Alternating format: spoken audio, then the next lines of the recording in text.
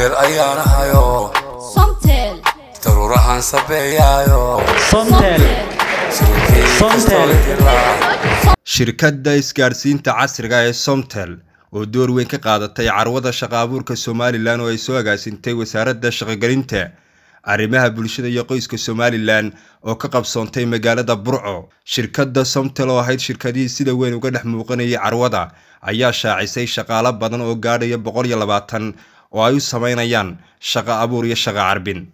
Maxamed Isaaq oo ah madaxa shaqaalaha shirkadda dadweynaha ee Somtel ayaa shaaciyay 120 qof ay u sameynayaan shaqo abuurka waana kan isagoo ka hadlaya arrimahaasi.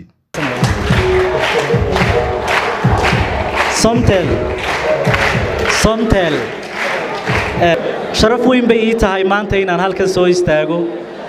oo aan anoo ku hadlayo magaca Somtel kulley waxa lagu xantaa inay tahay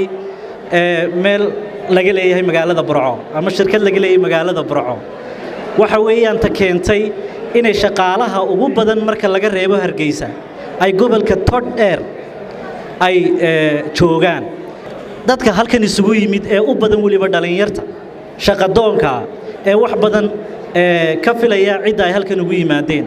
sida la sheegayna la yiri kuwii waaweynaa xagga dambaanu dhignayo bal wax weyn inay la yimaadaan baanu doonaynaa kulley afeef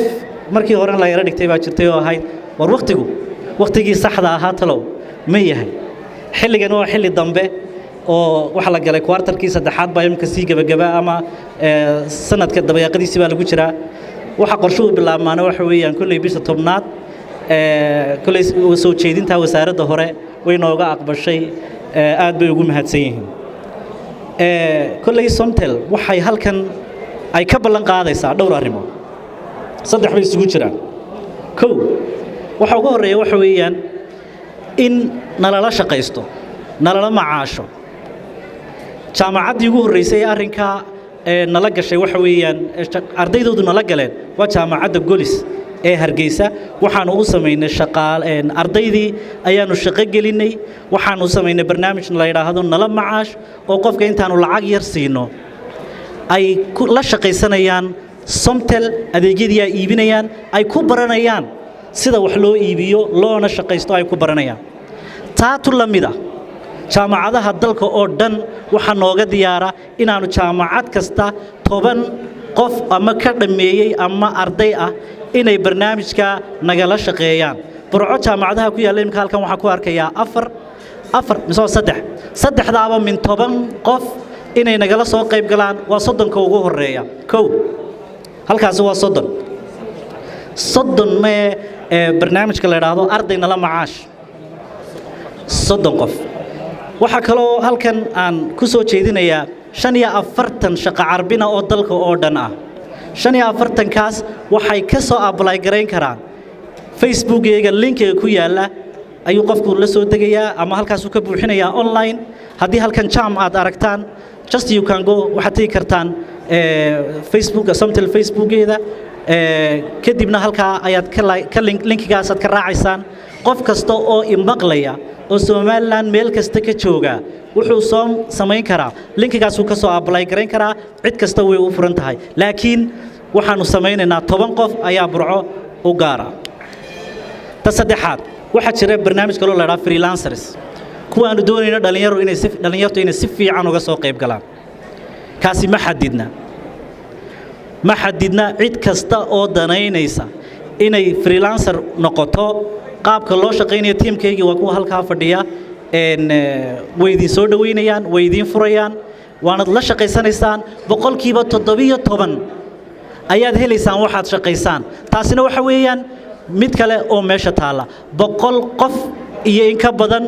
way soo diiwaan gelin karaan barnaamijka way ka shaqeyn karaan isagana link-gaas ayuunbay ka soo xidhi karaan Burco haddaad joogto Boorama haddaad joogto Berbera haddaad joogto Ceeri Gaabo Laascaanood intaba diyaar ayaanu idin nahay halka waxaan ka sheegayaa marka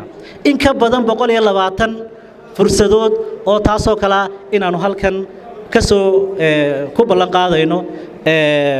totalka 120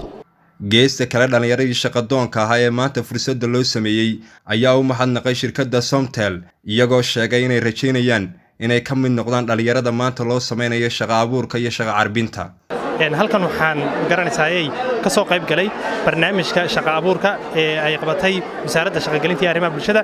gaar ahaan waxaan aad iyo aad ugu hambaliyeynayaa shirkadda Somtel oo aan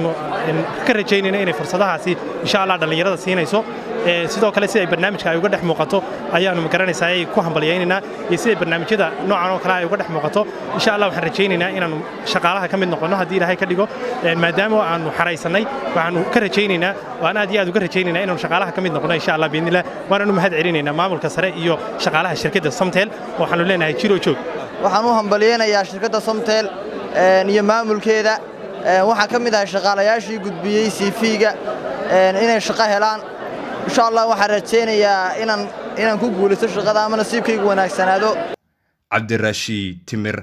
maqal muuqa caalamiga ee Home Cable TV, Burco.